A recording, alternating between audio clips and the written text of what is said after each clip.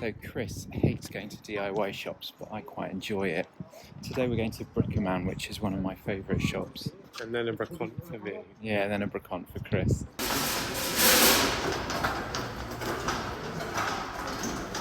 What are we getting?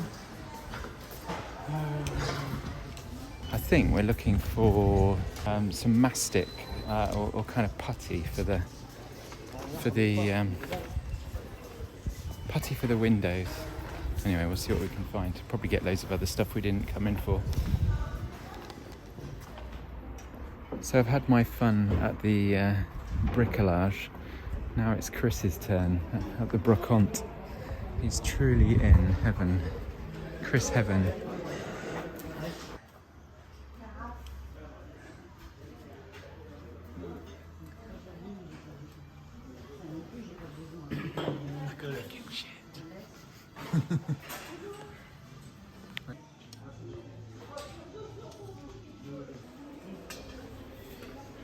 What about that one?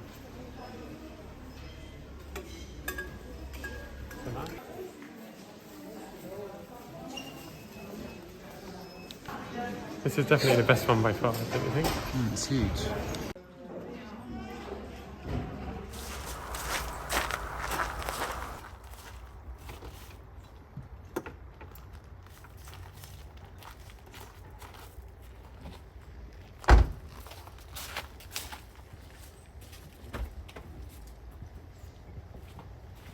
Annoyingly, this lamp has this kind of like orange glow differently, but I think with a bit of elbow grease.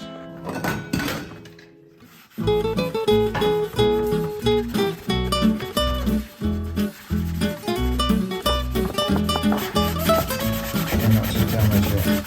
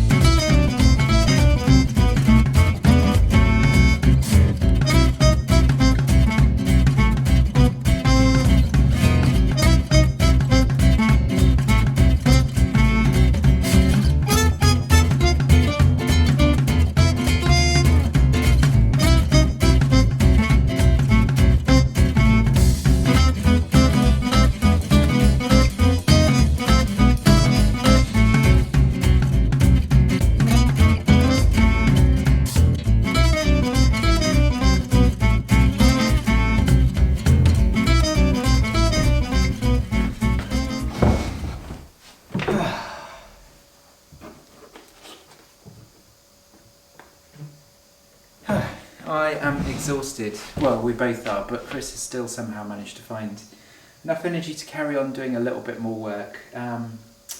But I am so chuffed because finally we have finished this room. And I realised that at the beginning of the video I didn't even do a little kind of reveal of what the room looked like before. So I thought I'd just talk you through what we've done with this room.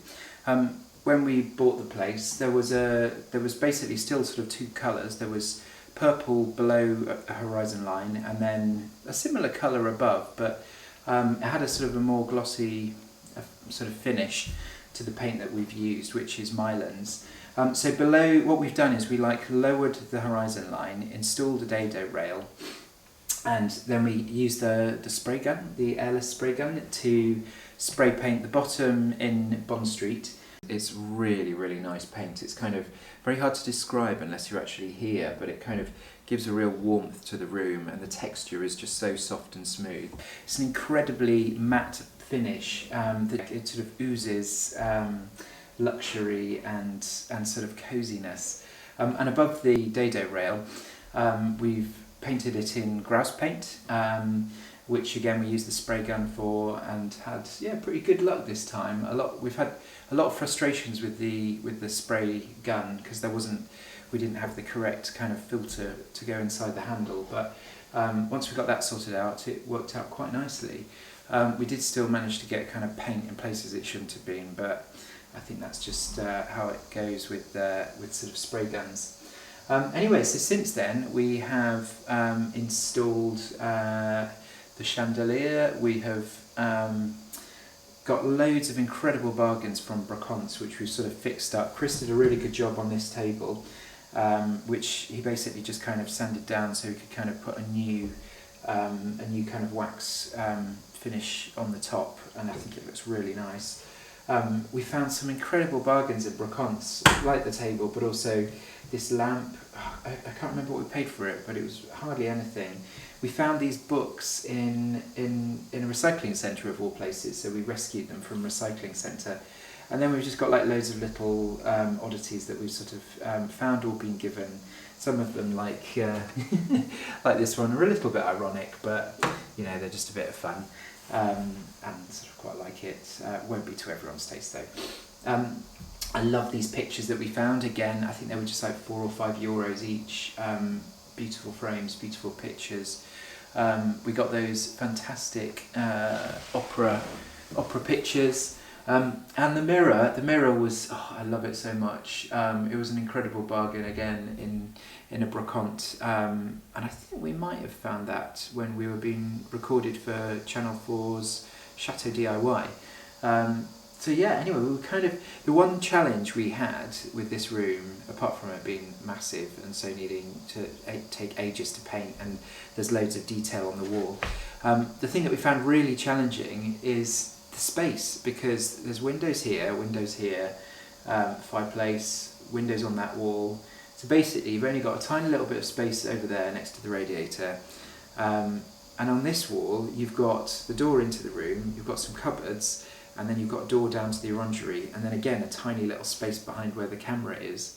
And so there's nowhere to put the bed.